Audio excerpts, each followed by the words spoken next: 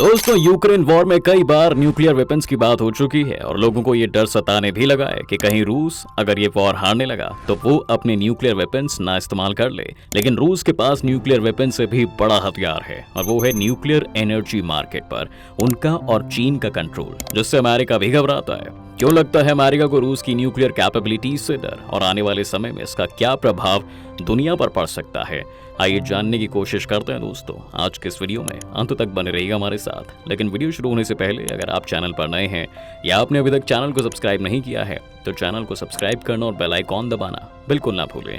दोस्तों, क्या आप ये जानते हैं कि जब सैंक्शंस के बाद अमेरिका बाकी देशों को रूस से तेल खरीदकर यूक्रेन वॉर को फंड ना करने का ज्ञान दे रहा था, उस समय बड़ी चालाकी से अमेरिका खुद भी रूस से यूरेनियम खरीद रहा था। न्यूयॉर्क टाइम्स जैसी कई न्यूज एजेंसीज ने रिपोर्ट किया है कि अमेरिका हर साल करीब $1 बिलियन यानी 8,000 करोड़ रुपए की पेमेंट रूस को करता है यूरेनियम सप्लाई करने के लिए, और अमेरिका की 1/3 यूरेनियम सप्लाई रूस से ही आती है। ये बात आपको काफी शॉकिंग लग सकती है दोस्तों, लेकिन यही सच है। और इसी वजह से जब रूस पर सैंक्शंस लगाए गए थे तब उसमें यूरेनियम को भी शामिल नहीं किया गया था। यहाँ जिस यूरेनियम की हम बात कर रहे हैं वो रॉ यूरेनियम नहीं है बल्कि एनरिच्ड यूरेनियम है, जिसका इस्तेमाल न्यूक्लियर पावर प्लांट्स में फ्यूल की तरह किया जाता है।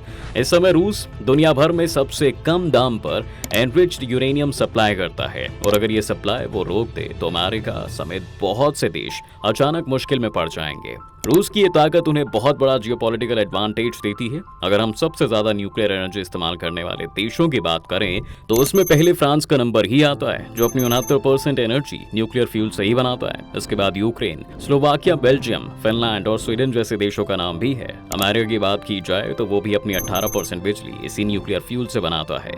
सोवियत यूनियन के टूटने के बाद रूस और अमेरिका के बीच में एक समझौता किया गया था जिसे मेगाटन्स टू मेगावाट्स प्रोग्राम कहा जाता है। इसका प्लान ये था दोस्तों कि सोवियत यूनियन के टूटते समय उनके पास 35,000 से भी ज्यादा न्यूक्लियर वेपन्स थे, लेकिन अब उन्हें इन हथियारों की नहीं बल्कि अपनी इकोनॉमी को बिल्ड करने के लिए पैसों की जरूरत थी। तब यूएस ने ये प्रोग्राम स्टार्ट किया जिसमें डील ये थी कि रूस अपने न्यूक्लियर वेपन्स को हाईली एनरिच्ड यूरेनियम को लो एनरिच्ड यूरेनियम में कन्वर्ट करेगा और फिर उसे अमेरिका को बेचेगा, जिसके बदले में अमेरिका से उन्हें डॉलर्स तो मिल जाएंगे और अमेरिका को सस्ते दामों पर एनरिच्ड यूरेनियम भी मिल जाएगा। यह समझौता 1993 में किया गया था, जिसके बाद से वो इतना ज्यादा रूस के यूरेनियम पर डिपेंडेंट हो गए कि आज अमेरिका के पास ऐसी कोई फैसिलिटी नहीं है जहां वो यूरेनियम एनरिचमेंट का काम करते हों, और यही उनके और वेस्ट के लिए सबसे बड़ी समस्या बनती जा रही है। ये थ्रेट कितना सीरियस है इसे जानने के लिए हमें इस पूरे मार्केट को भी गहराई से समझने की जरूरत है। आइए सबसे पहले तो ये जान लेते हैं कि न्यूक्लियर एनर्जी पर इतना फोकस क्यों है। अब जैसे कि आप जानते होंगे कि सभी देश अब फॉसिल फ्यूल से ग्रीन एनर्जी पर शिफ्ट करना चाह रहे हैं, लेकिन ग्रीन एनर्जी के सबसे अच्छे सोर्स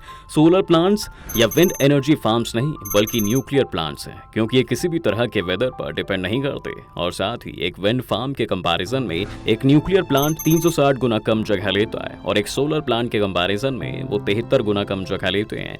यही वजह है कि अगर दुनिया सचमुच ग्रीन एनर्जी और जीरो कार्बन जैसे गोल्स के बारे में सीरियस है तो फिर सिर्फ सोलर या विंड एनर्जी से काम नहीं चलेगा, बल्कि उन्हें न्यूक्लियर एनर्जी का ही इस्तेमाल करना होगा। जिस वजह से आप देख भी सकते हैं कि फ्रांस से लेकर स्वीडन और अमेरिका तक सभी न्यूक्लियर एनर्जी का इस्तेमाल करते हैं।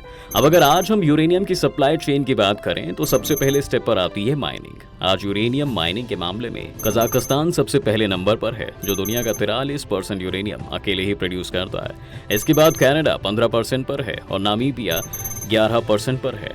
अब यहाँ पर आप रूस और चीन जैसे देशों को खोजेंगे तो रूस सिर्फ 5% और चीन 3.4% यूरेनियम ही दुनिया को प्रोवाइड कर पाता है। लेकिन ये बात इतनी सीधी नहीं है दोस्तों। जी हाँ, कजाकिस्तान पहले सोवियत यूनियन का हिस्सा ही था और उनके रूस के साथ रिश्ते बहुत अच्छे हैं।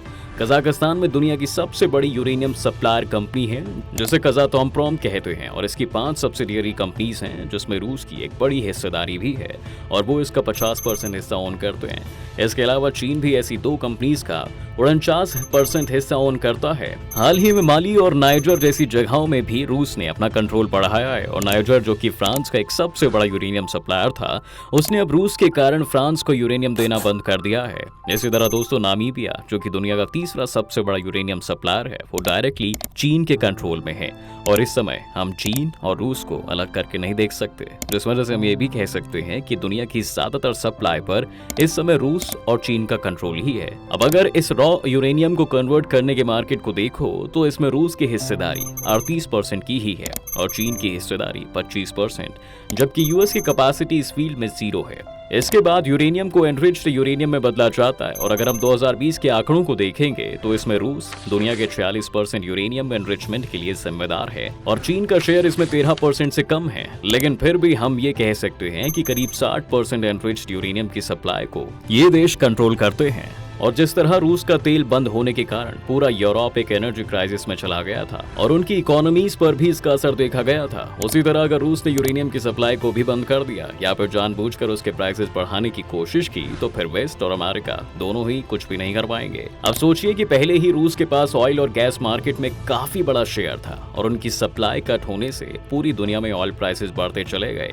अब दूसरी तरफ यूरेनियम सप्लाई भी उन्हीं के कंट्रोल में है, लेकिन वेस्टर्न कंट्रीज की परेशानी सिर्फ यहीं पर खत्म नहीं हो जाती, क्योंकि अगर हम सोलर एनर्जी या विंड एनर्जी की बात भी करें तो वहां भी जो देश सबसे ज्यादा डोमिनेट कर रहा है वो चीन ही है। आज चीन दुनिया के 79% पॉलीसिलिकॉन मटेरियल को सप्लाई करता है, जिसकी मदद से सोलर पैनल्स बनाए जाते हैं। इसके अलावा सोलर इंगट्स और वेफर्स के मार्केट में भी चीन का 80% शेयर है और अगर हम बैटरी टेक्नोलॉजी की बात करें तो उसमें एक इंपॉर्टेंट एलिमेंट कोबाल्ट है और दुनिया का 70% कोबाल्ट कोंगो से आता है, जहां पर सभी कोबाल्ट माइंस को चाइनीज कंपनीज ही कंट्रोल करती हैं।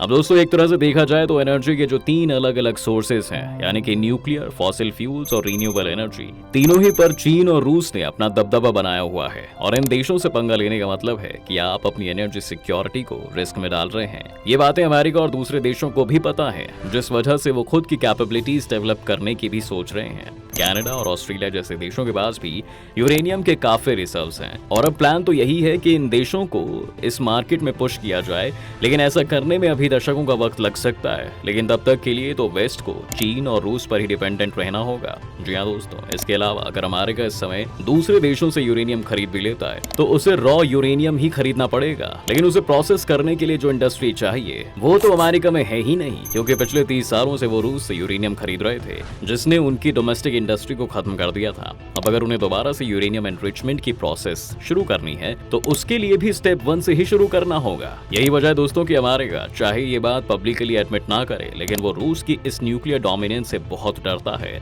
और रूस भी ये बात अच्छी तरह से जानता है। इसलिए हमने कहा था आपसे कि अमेरिका के लिए सबसे बड़ा खतरा रशियन न्यूक्लियर बॉम्ब नहीं बल्कि न्यूक्लियर एनर्जी मार्केट पर रूस का कंट्रोल है। अब यहाँ पर आपके मन में भी एक सवाल जरूर उठ रहा होगा कि क्या इस समय भारत भी रूस से एनरिच्ड यूरेनियम खरीद रहा है। इस समय बड़े दुख के साथ ये कहना पड़ेगा कि अभी तक जितनी भी सरकारें देश में आई हैं वो सभी न्यूक्लियर एनर्जी को लेकर बहुत एक्टिव नहीं दिखी हैं।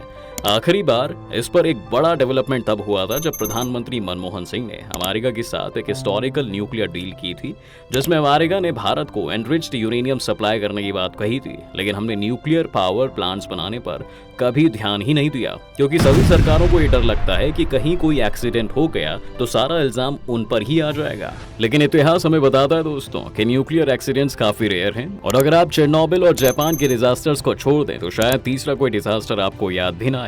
खैर, थोड़े बहुत एफर्ट्स तो न्यूक्लियर एनर्जी के क्षेत्र में भारत भी कर रहा है, लेकिन इसका आगे कोई इम्पैक्ट पड़ेगा या नहीं, इस पर आपकी क्या राय है हमें हमारे कमेंट सेक्शन में जरूर बताइएगा। उम्मीद है आपको आज की इस वीडियो में काफी कुछ नया मिला होगा। अगर आपको ये वीडियो पसंद आया है तो वीडियो को लाइक करें और अगर आप इस चैनल पर नए हैं तो जाने से पहले चैनल को सब्सक्राइब करना भी ना भूलें।